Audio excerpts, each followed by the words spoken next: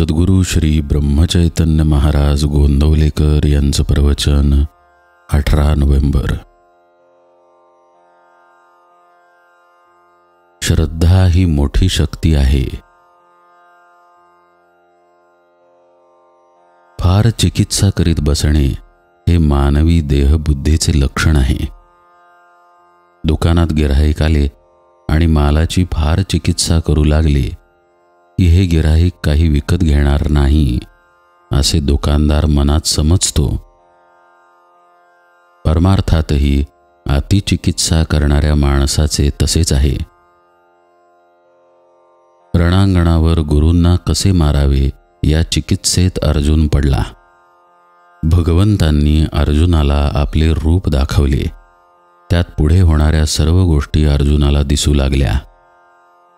देहबुद्धीच्या अभिमानाच्या आहारी जाऊन मायेत सापडल्यामुळे झालेला गोंधळ या विश्वरूप दर्शनामुळे नाहीसा झाला। मायेचे मूळ लक्षण म्हणजे मी करता आहे असे वाटणे। अभिमानाशिवाय कार्य तरी कसे होईल असे आपण म्हणतो आणि पापाचरण करायलाही मागे पुढे पाहत नाही। देहबुद्धीने केलेला धर्म उपयोगी पडत नाही। अभिमानाने पुण्यकर्मे जरी केली तरी तीही पुढल्या जन्माला कारण होतात। सर्व काही देवाला अर्पण केले ही आपली आठवण काही जात नाही। दुःखात असताना आपण आपले जीवन प्रारब्धाच्या, ग्रहांच्या, संचिताच्या किंवा भविष्याच्या हाती आहे असे म्हणतो, परंतु ते भगवंताच्या हाती आहे ही श्रद्धा उडून आपण त्याला विसरतो। आपण आपल्या शंकेचे समाधान करू शकत नाही, त्यासाठी आपण कुठेतरी विश्वास ठेवला पाहिजे। आपण आजपर्यंत जगलो याला काय कारण सांगता येईल?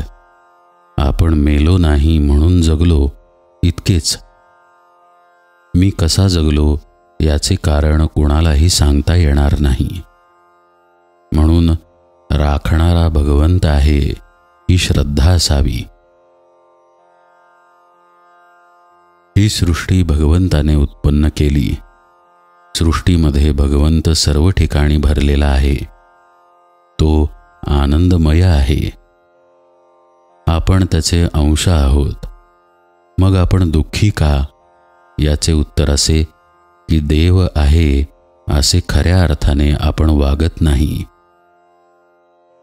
जिथे भगवंत आहे तिथे आपण त्याला पाहत नाही, श्रद्धेने साधन करीत नाही। श्रद्धेशिवाय कधी कुणाला परमार्थ साधायचा नाही। श्रद्धा ही फार बळकट आणि मोठी शक्ती आहे। श्रद्धेने जे काम होईल ते कृतीने होणे कठीण जाते। विद्या, बुद्धी, कला इत्यादी गोष्टी बिळासारख्या आहेत, त्यांच्यामधून श्रद्धा झिरपून जाते।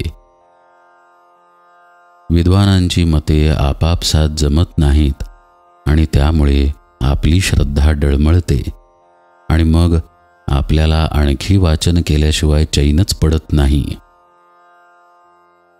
आपल्या स्वभावामध्ये भगवंताच्या श्रद्धेपासून उत्पन्न झालेला धीमेपणा म्हणजे धीर पाहिजे। आपण आपल्या स्वतःवर जेवढी निष्ठा ठेवतो तेवढी जरी भगवंतावर ठेवली तरी आपले काम होईल। नामात भगवंत आहे ही श्रद्धा ठेवावी आणि अखंड भगवंताच्या नामात राहण्याचा प्रयत्न करावा। हाच परमार्थाचा सोपा मार्ग आहे। भगवंतावर निष्ठा ठेवा, प्रेम ठेवा। भगवंत कष्टसाध्य नसून सहज साध्य आहे। जानकी जीवन स्मरण जय जय राम।